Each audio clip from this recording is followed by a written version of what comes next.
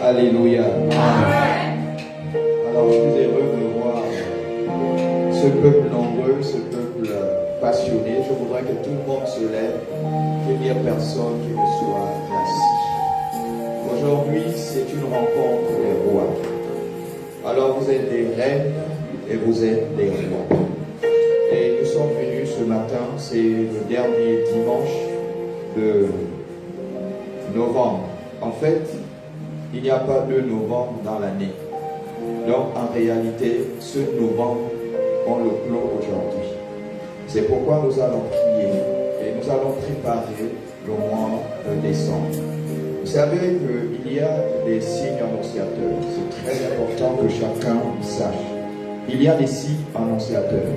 Et nous, en qualité des serviteurs de Dieu et servants de Dieu, nous avons pour habitude de posséder les portes de nos ennemis. Et nous parlons. Donc nous voulons parler à l'année 2025, donc à la clôture de 2025 au mois de décembre. Nous allons dire ensemble, Seigneur Jésus. Seigneur Jésus. Ce matin, en ce dernier jour, du mois de novembre, je déclare et je décrète ce matin, je me tiens à la porte de décembre et je pars à décembre et je déclare que décembre c'est mon mois, mois de la grâce, de la faveur, de l'accélération, des bénédictions, rattachées à ma vie. C'est pourquoi je parle à ma vie. Moi, attends dans ma caution. Je déclare que durant le mois de décembre, je déclare que c'est mon mois d'élévation. Tout ce que l'enfer a orchestré pour frustrer mon avenir, mon bonheur, je déclare que l'Éternel se lèvera et jugera avec dureté tous ceux qui me condamnent, tous ceux qui ne veulent pas que je sois heureux, que je sois joyeux, que je danse pour le Seigneur, que je danse pour le Seigneur, que je danse pour le Seigneur. Je déclare maintenant, c'est lui ou celle qui va parler sur ma vie et déclarer la mort. Je déclare lui-même ira dans le ténèbre. Je le déclare, je le décrète.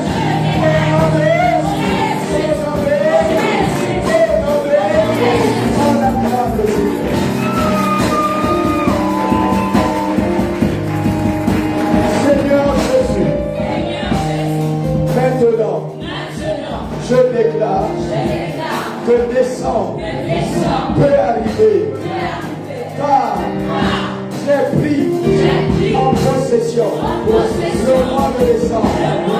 Je ne serai pas triste, mais je serai joyeux. Quand je déclare, je vais dans la confusion. Je le déclare et je le déclare. Et on en veut, on a sur la possible. Alors, j'ai pas trop de temps à faire. J'ai pas trop de temps. On va prier rapidement et puis on va écouter la parole. On va fermer nos yeux et on va prier pour la parole. Nous voulons, notre Père, te bénir et te rendre grâce pour cette belle parole. Seigneur, merci de permettre à ce que cette parole soit une parole révélatrice. Que ce soit une parole, Seigneur, qui touche un cœur et qui transforme les vies. Nous croyons que tu es sans égal et tu es sans pareil. Je célèbre ton nom et ta fidélité. Que toute la gloire te revienne. Accorde-moi la grâce de parler, Seigneur, des choses du ciel, avec précision, clarté. Au nom suprême de Jésus, nous avons prié. Nous disons 3 bons amen. Amen. Amen.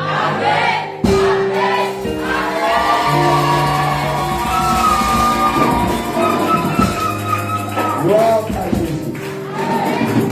Alors mon micro fait défaut, je vais me servir de celui qui a ma main peut s'asseoir aisément. C'est la technicité qui fait défaut. Alors nous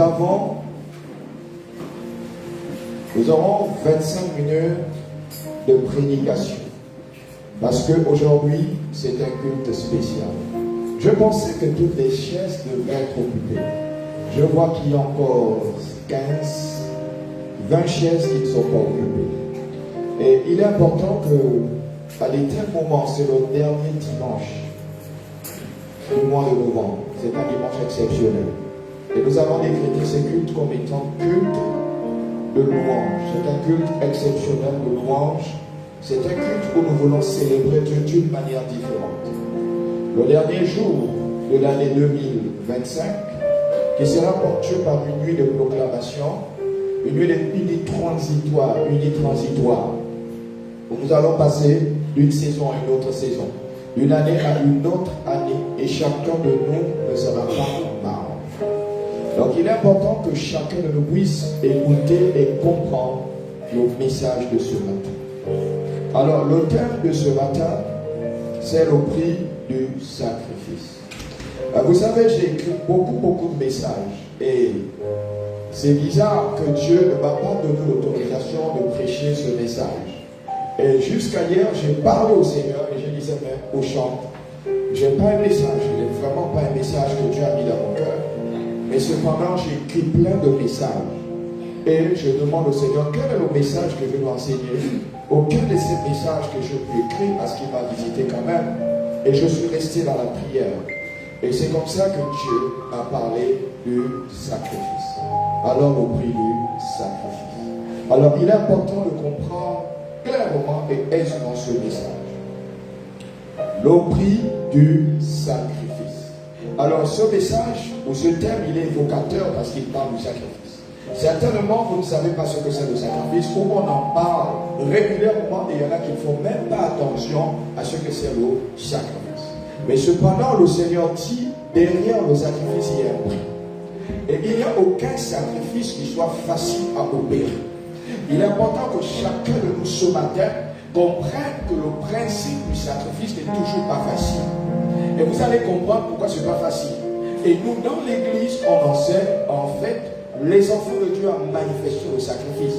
Parce que derrière le sacrifice, il y a une grâce inouïe, une grâce que personne ne peut imaginer. Alors nous allons nous lever et prendre le livre de la Genèse, le chapitre 22 du verset 1 jusqu'au verset 4.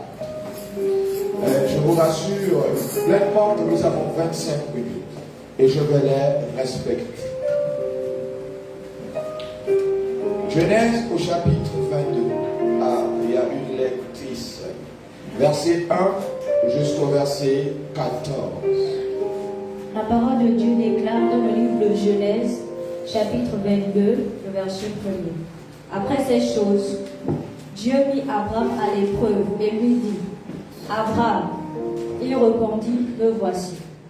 Dieu dit, prends ton fils, ton unique, celui que tu aimes, Isaac, va-t'en au pays de Moria, et là offre-le en holocauste, sur l'une des montagnes que je te dirai. Abraham se leva le bon matin, sella son âne, et prit avec lui 2 serviteurs et son fils Isaac. Il pendit du bois pour l'holocauste et partirent pour aller au lieu que l'Éternel lui avait dit. Le 3e jour, Abraham leva les yeux, vit le lieu de loin. Et Abraham dit à ses serviteurs, restez ici avec l'âne.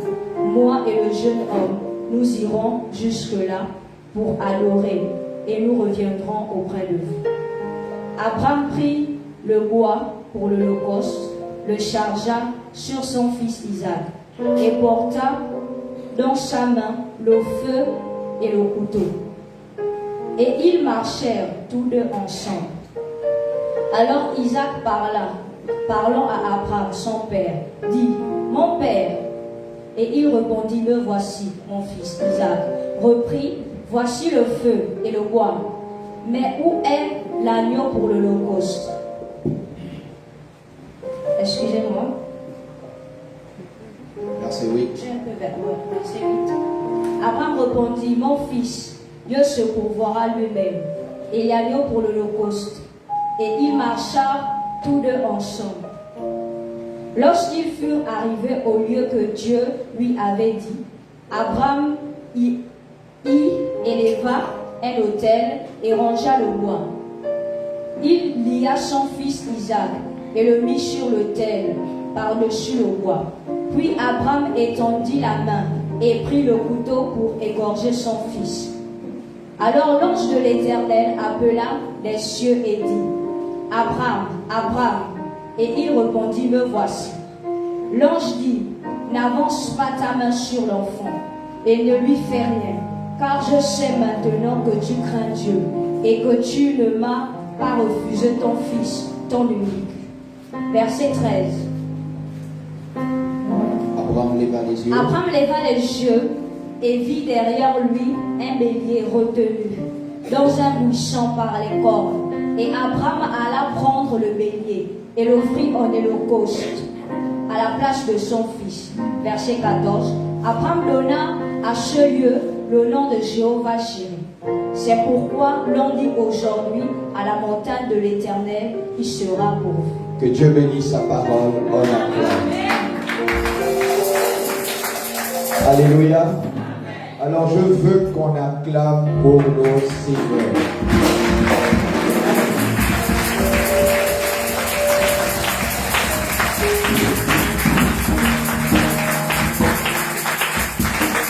Alléluia. Alors je sens qu'il y a quelque chose qui me touche un peu le cœur. Vous savez que lorsqu'on se décide de venir dans la maison de Dieu, on vient avec une joie. On ne vient pas triste, on ne vient pas abattu. Non. Si tu viens abattu, c'est que tu rentres dans une gloire qui va changer ton atmosphère. Donc on ne peut pas se permettre d'acclamer Dieu, on est assis. On ne peut pas se permettre de dire Dieu Amen et on est assis. Un moment on se lève pour dire Amen. Pourquoi est-ce que les gens ne sont pas capables de s'élever et de dire Amen? Ce n'est pas possible. Aujourd'hui nous avons un thème comme celui-là, le prix du sacrifice. Alors dans le livre de la Genèse chapitre 22, du verset 1 au verset 14, il y a une très belle histoire. Vous savez, je l'ai apprécié et là-dedans il y a beaucoup de mystères qui sont rattachés à ce passage. Et je voudrais ressortir ces quelques mystères afin que chaque enfant de Dieu puisse comprendre que derrière le sacrifice, il y a un prix à payer. Au-delà du prix à payer derrière le sacrifice, il y a des grâces exceptionnelles que Dieu attend. Nous allons voir que le sacrifice que nous opérons, permettez-moi de descendre, que nous opérons dans nos vies, derrière le sacrifice, il y a ce qu'on appelle une bénédiction. Et que la dimension de ton sacrifice sera liée à la dimension de tes bénédictions. Il est important que chacun de nous comprenne que si on parle du prix à payer derrière le sacrifice, parce que ce ne sera jamais facile. Un sacrifice n'est jamais facile. Tout sacrifice a toujours un prix. Il y en a qui ont pleuré, mais il y en a aussi qui ont donné avec amour. Il y en a qui pleurent parce qu'ils n'ont pas le choix, c'est son unique. Comme ce que nous avons vu. Tout à l'heure, la Bible déclare que c'était son unique enfant. Alors voilà cette belle histoire. Il se passe que Abraham était à la conquête d'un enfant. Mais cependant, ce n'était pas son premier enfant. C'était son second enfant. Sauf si quelqu'un a la capacité de me contredire que c'était son unique enfant. Alors c'était le second, parce qu'il avait recherché. Mais Dieu a dit en fait, l'enfant que tu as eu avant n'est pas ton enfant, parce qu'il ne rentre pas dans mon alliance. Tous ceux qui sont considérés comme étant mes enfants, ce sont ceux qui rentrent dans mon alliance. Donc cependant, je te donnerai un enfant, tu auras un fils, et ça rassure-toi, malgré ton vieillage, malgré ta vieillesse, tu auras un fils. Et c'est l'enfant qui rentrera dans l'alliance. Donc c'était son unique fils de l'alliance. Parce que si vous examinez l'histoire d'Abraham, il a eu plein d'enfants. Plein d'enfants. Il a une autre femme, après il a eu d'autres enfants. Mais vous voyez qu'on ne parle pas de 16 enfants. Il y a 2 enfants qu'on parle. On parle de 2 enfants qu'Abraham a eu parce que ce sont 2 alliances. Une alliance de la bénédiction et une autre alliance de la malédiction. C'est comme ça qu'on va dire l'imprécation. Et c'est pourquoi nous qui sommes les enfants de Dieu que Dieu a bénis, nous sommes dans l'alliance d'Isaac. Parce que Isaac est l'enfant de l'alliance avec Dieu. Alors il a recherché l'enfant. Et Dieu a donné cet enfant.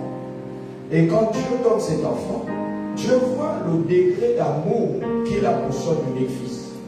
L'amour qu'il avait pour Isaac n'était pas comparé à celle qu'il portait pour Ismaël. Et c'est comme ça que Dieu va l'intervenir. Et Dieu va dire, mon deuxième fils, je sais que tu m'aimes. Et je sais que tu respectes les principes que j'ai établis, les lois divines, donc les lois d'accélération de la bénédiction. Je sais que tu respectes ces lois. Mais cependant, ce que je t'ordonne, c'est que tu me donnes en sacrifice ton unique fils. Alléluia. Amen. Il dit, tu me donnes en sacrifice ton unique fils.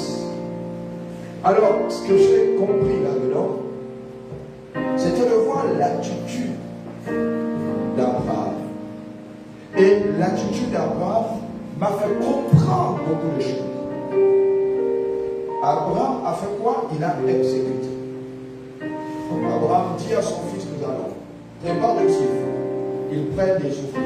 Ils disent, accompagnez-nous. Et quand on dit accompagnez-nous, alors ce qu'ils font, c'est qu'ils arrivent à Moritia.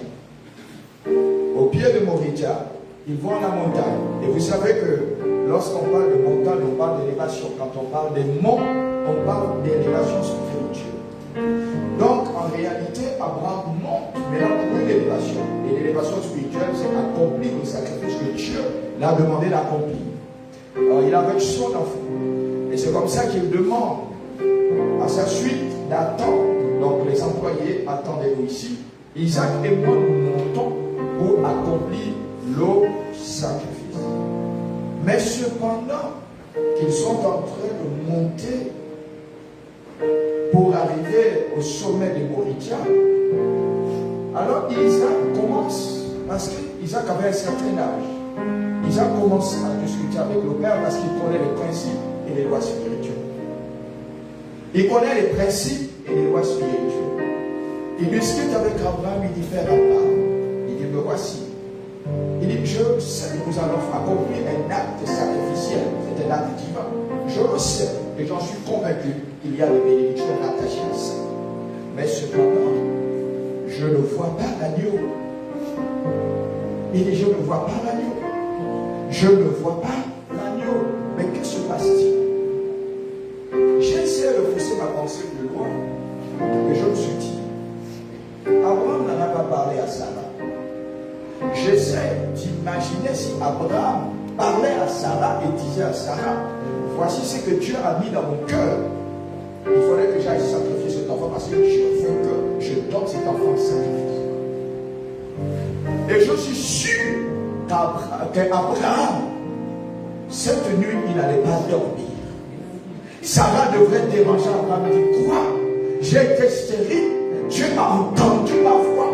Et tu dis, tu vas sacrifier mon unique enfant. Il va alors commencer à dire les choses de la loge. Je savais que mon mari était dans la loge. Il veut maintenant sacrifier l'unique enfant que nous avons. L'affaire de loge là, je ne veux pas. Donne-moi mon enfant, reste avec ton Dieu. Il n'a rien dit. Mais je poussé dans le réflexion, mais je veux comprendre pourquoi est-ce que Abraham n'a pas dit.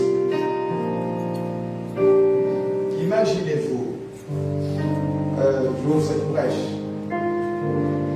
Il y a le révérend docteur David Yoricho qui s'est retrouvé face à une situation où Dieu dit à Yoricho, écoute-moi très bien, une situation là, c'est que j'ai besoin que tu me donnes les moyens parce que je vais construire l'église. Il nous manque les moyens pour construire l'église. Alors, c'est que Dieu dit au révérend Yoricho, docteur Yoricho, il dit, vends ta maison. Il dit, voilà la maison, vends-la. Vous aurez l'argent, avec cet argent, vous allez mettre ça pour l'œuvre de Dieu. Il est dans le bureau, il est en train de parler avec Dieu. Et c'est comme ça, il répond à Dieu. Il dit à Dieu, hey, la maison là, c'est au nom de ma femme. La maison là, c'est pour ma femme. Elle n'acceptera jamais. Dieu dit, c'est moi qui t'envoie une femme. Il est quand même parti. Il allait voir la femme. Il a dit à la femme, Dieu m'a mis à cœur de vendre la maison. Il faut que nous vendions la maison pour bâtir l'œuvre de Dieu parce que ça traîne, ça piétine. Il faudrait que nous bâtissions la maison de Dieu. La femme a dit, quoi? Pardon? Vendre quoi? Oh non, mais je ne veux pas du tout que ma maison soit vendue. Trouve un moyen pour trouver les moyens. Ma maison ne sera pas vendue. Et la nuit, il est allé au bureau, toujours en intimité avec Dieu. Il dit, Seigneur, je t'avais dit quoi? Ma femme a refusé. Je t'avais dit quoi? Parce que je connais ma femme, elle a refusé. Et c'est comme ça que la même nuit, la femme n'a pas eu sommeil. Le lendemain, on se lève. Deuxième jour, la femme n'a pas sommeil, elle n'arrive pas à dormir.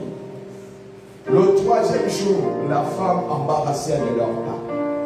Le quatrième jour, la femme ne dort pas. Le cinquième jour, la femme ne dort pas. Le sixième jour, vous connaissez quelqu'un qui fait 6 jours, il n'arrive pas à dormir, il cherche le sommeil, n'arrive pas à dormir. Le septième jour, la femme avait plein de sang maintenant dans les yeux parce que les yeux ne se fermaient pas. Elle comprenait que les enjeux de la vente de la maison ne venaient pas de David Yoricho, mais venaient de la divinité de Dieu. Et c'est comme ça qu'elle s'est levée le matin. Elle dit à David Yoricho, voilà les types de propriété dans la maison. À l'instant où le sommeil est arrivé, elle allait et elle a dormi. Alors, le prix du sacrifice. Mais je ne peux pas vous dire les bénédictions et les grâces qui ont suivi, le nombre de maisons qu'ils ont eues plus tard. Je ne veux pas parler de ça. Mais je reviens sur l'histoire d'Abraham. Alors c'est pour dire que lorsque vous vous engagez à faire quelque chose, lorsque derrière le sacrifice que vous devez vous engager à faire, il y aura toujours une opposition. Il y aura toujours une opposition. Dès que tu révèles à la personne le sacrifice que tu vas faire, il y aura toujours une opposition. Comment peux-tu autant donner l'argent à l'église? Comment peux-tu te sacrifier autant sous le prétexte que c'est au nom de Dieu? Mais mon frère, tu t'appauvris. Tu t'appauvris. Dis non, laissons les choses faire. Abraham a compris ça. Il a dit, je ne dis pas ça. L'unique enfant. Il est parti. Et même l'enfant aussi intelligent pose la question, père. Que mes papas, nous, ce sont des voix spirituelles, nous connaissons. Mais où est l'agneau? Et Abraham, dans la sagesse, connaît le Dieu qu'il prie. Alors il dit à Dieu, il dit à son fils, mais le Dieu que nous prions, tu sais qui il est. Tu sais que c'est le Dieu souverain. C'est le Dieu qui a créé le ciel et la terre. Avec une seule parole, qu'est-ce qu'il fait? Il pourvoit. Il dit seulement, le Dieu que je prie pourvoira. Ils sont partis. Et il continue à discuter parce qu'il a rassuré le cœur de l'enfant. Donc l'enfant était tout joyeux, sachant que Dieu allait pouvoir. Donc quand ils sont arrivés sur le sommet du mont Méridian, alors qu'est-ce qu'Abraham a fait? Abraham commence d'abord à bâtir l'autel. Parce que vous savez qu'avant de faire un sacrifice, il faut bâtir l'autel. Le sacrifice est opéré sur un autel. Et c'est pourquoi lorsque je dis aux enfants de Dieu que quand l'autel là-bas en ta faveur, les bénédictions sont sans précédent. Donc il ne faut pas avoir peur de venir céder et de parler. Parce que cet autel parlera en ta faveur. Et ce qui s'est passé, c'est que quand ils arrivent, quand ils bâtissent l'autel, ils font le cérémonial du bâtissement de l'autel. Au moment maintenant de présenter l'agneau, il attrape le fils, il saisit le fils et il l'attache. Mais je vous dis, le fils se défendait. Ne pensez pas que le fils ne s'est pas défendu, qu'il ne voulait pas avec le père. Même si ce n'est pas explicité, le fils demandait que papa, mais comment tu me sacrifies? Je suis le seul de tes enfants. À part moi, tu n'as pas d'autres enfants. Pourquoi veux-tu me sacrifier? Mais le père a dit, laissons les choses faire. Il a ligoté l'enfant. Il met l'enfant maintenant sur l'autel. Ayant fini le cérémonial, plus qu'il le fait en l'honneur de Dieu, alors quelque chose se passe derrière ce sacrifice. Lorsqu'il lève la main, maintenant pour égorger l'enfant, c'est là où la voix de Dieu se fait ressentir. Alléluia. Amen. Voilà le mystère qui se fait ressentir et Dieu dit, j'ai compris en fait. Vous voyez que, écoutez-moi bien, derrière le sacrifice qu'il est en train d'opérer, Dieu parle des preuves. Donc Dieu veut éprouver l'amour d'Abraham. Est-ce que Abraham, même temps, est capable de donner en sacrifice son fils unique? Vous voyez, quand on parle de fils unique de Dieu, la Bible déclare que Dieu a donné son fils unique. On en parlera tout au long de cet enseignement. On parlera de ça. Mais cette fois-ci, c'était Abraham. Les gens parlent de préfiguration. C'est possible de sacrifier son unique enfant. Quand ça vient de Dieu, alors ça, tu exécutes. Et Dieu est en train de prouver, voir si tu m'aimes. Et souvent, quand je parle du sacrifice, quand je parle de l'alliance avec Dieu, ça démontre l'amour que tu as pour Dieu. Quand tu viens, tu fais le sacrifice. Aujourd'hui, les sacrifices que nous opérons sont de manière numéraire. On va parler de la dîme, on va parler de l'offrande, on va parler des sémences, on va parler de beaucoup de choses. Aujourd'hui, c'est numéraire. D'autres, même, c'est pas le matériel, c'est-à-dire qu'ils peuvent semer une voiture. Ils peuvent venir, ils sèment même des régimes de bananes. Ils disent, voici ce que j'ai eu dans mon champ. J'ai eu plusieurs bananes et j'en ai 10 régimes de bananes à l'église. C'est mon offrande. C'est mon sacrifice. Donc, sans mais jamais. Parce que derrière le sacrifice, il y a un prix. Derrière le sacrifice, il y a un mystère, il y a quelque chose qui est caché. La Bible parle que le sacrifice étant une sémence. Or, la semence a le potentiel d'engendrer plusieurs sémences. Et la Bible déclare que la sémence appartient au Seigneur. Alléluia. Amen. La semence appartient au Seigneur. Mais lorsque toi tu me regardes, même la semence tu manges. Même la semence tu manges. Mais quand on parle de reproduction, c'est quoi la reproduction? Comment tu fais pour faire la reproduction? Pour reproduire tes bénédictions et tes grâces. Ta richesse, comment tu bâtis la richesse? La richesse ne se bâtit pas sans zéro. Elle se bâtit à partir de 1. Si tu n'as rien, tu n'es rien. Si tu n'as rien, tu ne peux rien. Et si tu as un peu, tu peux multiplier ça. Lorsque vous voyez la tomate, une tomate à elle seule contient le potentiel d'engendrer des hectares de tomates. Une seule tomate a le potentiel d'engendrer des hectares de tomates. Mais alors il faut un processus. C'est de trouver une bonne terre. Et lorsque tu trouves une bonne terre, là maintenant, tu as la capacité de mettre ce qu'on appelle la semence. Prendre cette semence et l'exploiter, afin qu'elle puisse générer et créer des hectares de tomates. Alléluia. Amen. Donc c'est important de comprendre que ce qui est jeté en terre revient toujours. Le sacrifice qui est jeté en terre, je le précise, sur une bonne terre. Parce que si vous jetez sur une mauvaise terre, rassurez-vous, il n'y aura pas de reproduction. C'est pourquoi on demande de jeter sur une bonne terre. Et que chaque enfant de Dieu voie que la terre est fertile et que la terre est capable d'amener à croissance sa semence. Le prix du sacrifice. Le sacrifice n'a jamais été facile. Abraham a beaucoup raisonné dans son cœur, mais il a exécuté à cause de l'amour de Dieu, à cause du grand Dieu qu'il connaissait. Il était capable de dire à son Dieu, je prends tout ce que j'ai comme richesse, je te donne parce que je sais qui tu es. Tu as la capacité de multiplier, tu as la capacité de rendre, tu as la capacité prêt de me donner aussi à ce que tu es Dieu. Alors je vais te dire ça. Bien aimé, pour finir, le sacrifice a un prix. Derrière le sacrifice, il y a des pleurs. Derrière le sacrifice, il y a le chagrin. Tu as mal, tu vois 1 million, tu vas déposer au pied de l'autel et tu parles à Dieu que je veux voir ta maison être construite. Je veux que rien ne manque dans ta maison. Tu prends 1 million, c'est ton salaire. Tu dis je donne. Quelqu'un dit c'est les prémices. Toi tu as dit c'est sacrifice. L'autre dit c'est offrande. Mais moi ce que je sais, c'est que c'est le sacrifice. Et il y a un prix. Il y a un prix. Il y a un prix derrière le sacrifice. Il y a un prix. Peu importe comment tu peux appeler, il y a du prix. Bien aimé, n'ayez pas peur de faire le sacrifice. Ça revient toujours. Pour finir, la Bible dit, jette ton pain à la surface des eaux. Jette ton pain à la surface des eaux.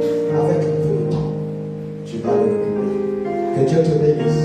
Que Dieu te bénisse.